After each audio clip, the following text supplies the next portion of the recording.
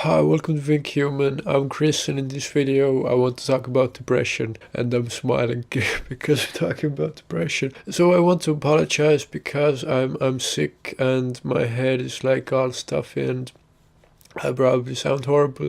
But I was thinking about it and wanted to talk about it, depression, like my own experiences with it, like how it's like and what I did to get over it. I think it's really important and interesting to talk about all mental illnesses, and all mental illnesses also have a tremendous amount of stigma around them.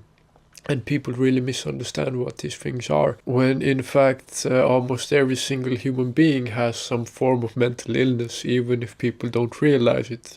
It's this funny saying, I don't remember how it goes, that often the most insane people are the most sane, and in some ways that comes out to be true in the world. So for me, how it started, I was always a really curious child. I loved to think about the world and learn about things, and when I was around 12 years old, maybe, my family was religious and all of this kind of stuff, and I went to a funeral, and of course everyone's really sad at the funeral. Everyone's crying and sort of holding each other, comforting, and looking at the deceased and talking with the family, all of that.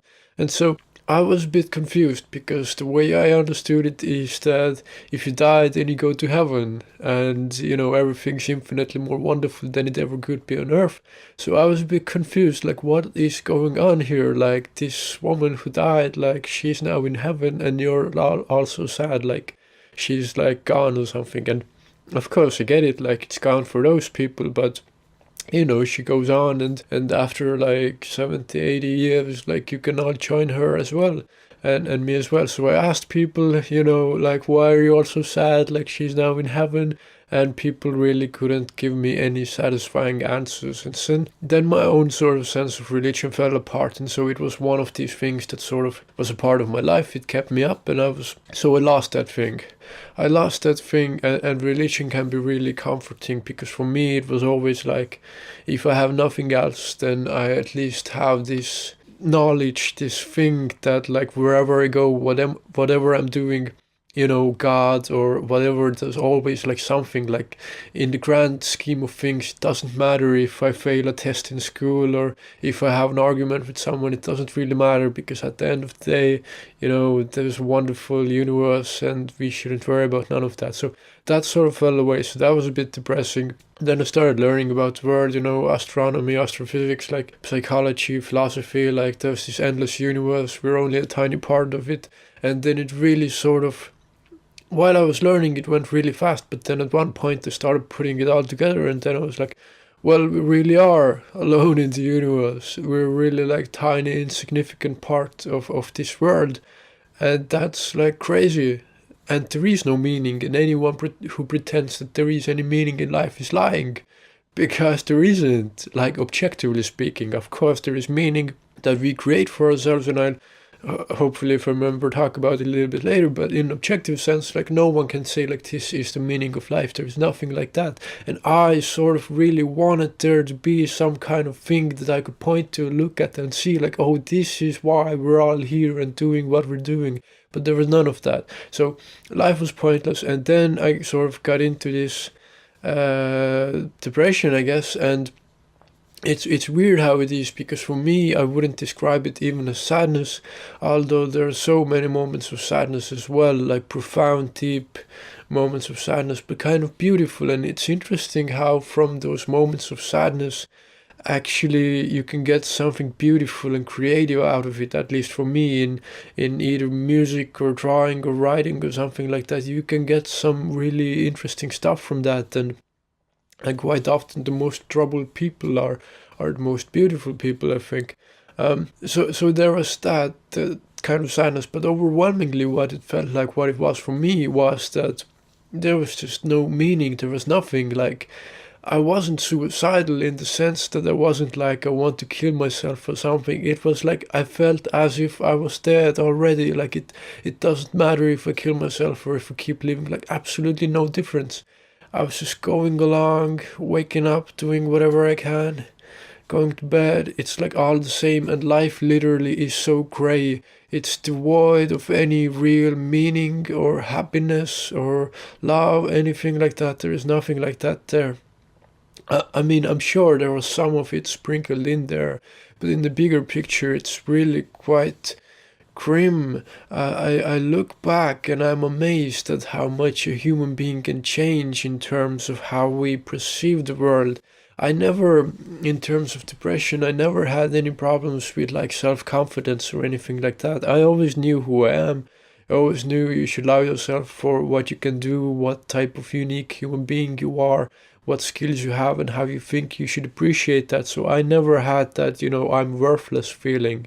But it was like being in a world that you're not compatible with, like you're born in a wrong planet or something. Like it just makes no sense. Like everybody's playing this game and you're looking at them playing this game and you're like, what are you doing? Like, do you even understand what you're doing? It's so futile and pointless. What are you gonna do? Like, slave away at a school somewhere for 12 years, 14, 20 years.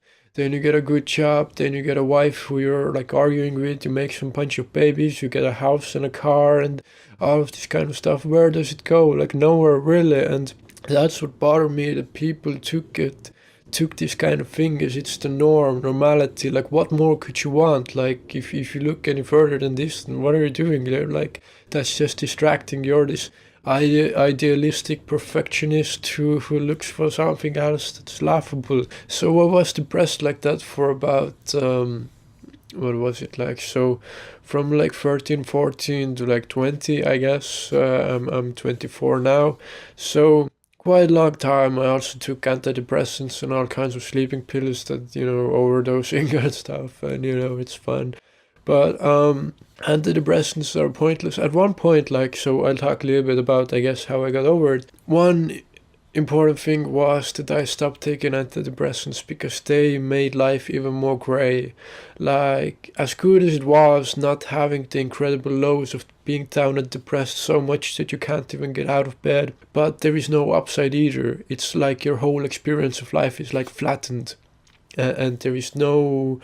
Like, what are you living for then? Like, you might as well be dead, like I said before, but even worse. So antidepressants really are futile. It's like throwing something against the wall and hoping that something sticks. Like, some people truly do have a chemical imbalance in their brains. But for me, for example, it was circumstantial. It was for my environment and me thinking about it. It was in my head, the way... psychological reason. It wasn't physiological. It wasn't that my brain was something wrong. And during that time I also knew that there is nothing wrong with me. I was depressed as hell. I was so down and depressed, but I knew deep inside there's nothing wrong with me. It's just the world that's so crazy. So my depression was a natural reaction to a world that's unfair, crazy and insane.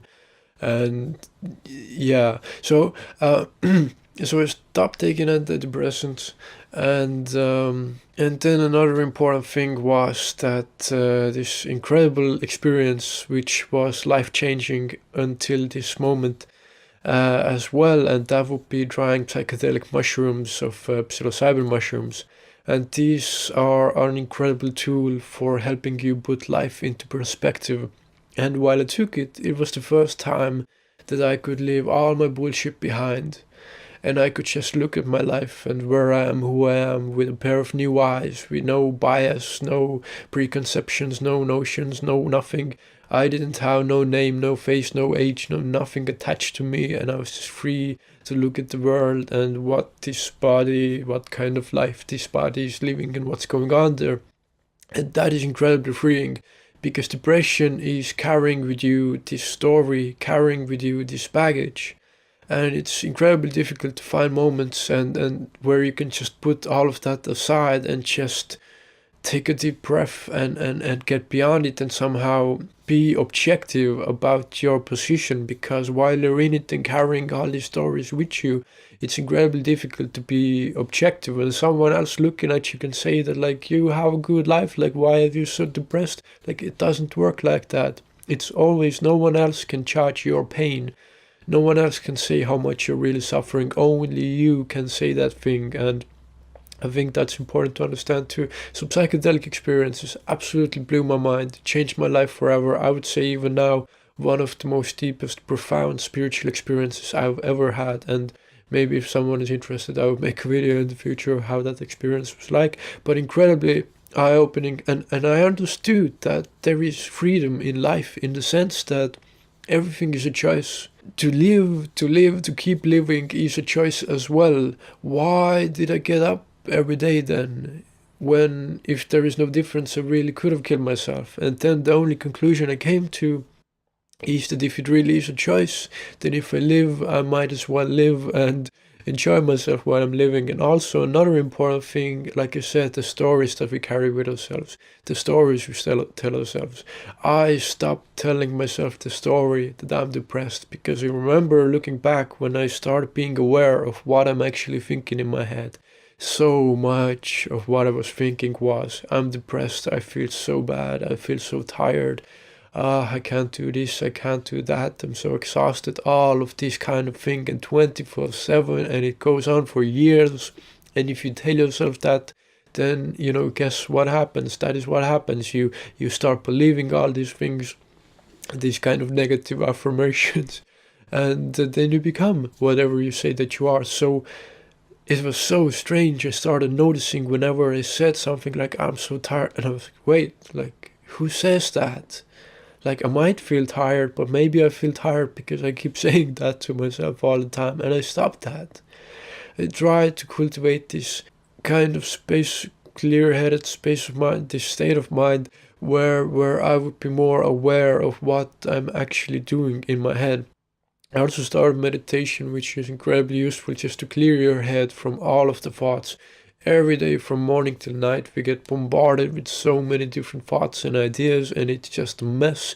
And most people are so accustomed and used to it that they couldn't even imagine a moment or a few moments in a day where actually nothing is going on in the head. And that is incredibly liberating, because depression is sort of being a slave to negative thoughts in a way, one aspect of it. And so being able to not have any thoughts for some period of time is incredibly liberating.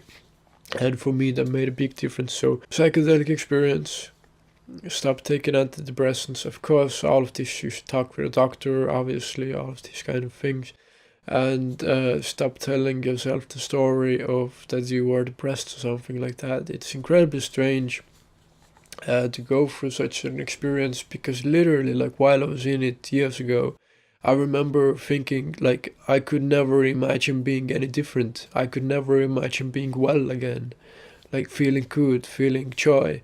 Like, it's a tricky thing until this day to actually be, fulfilled and to be happy. But I think that is more the human condition. Like, no one really is fully happy or fulfilled. We just need to get grips with that. That's the fundamental quality of life in a way. There is always, no matter what we're doing, there is always something at the back of our head saying, well, wouldn't it be better if you were doing this other thing? Or, well, I can't wait until that other thing happens. Or there's always the next thing and the next satisfaction and whatever.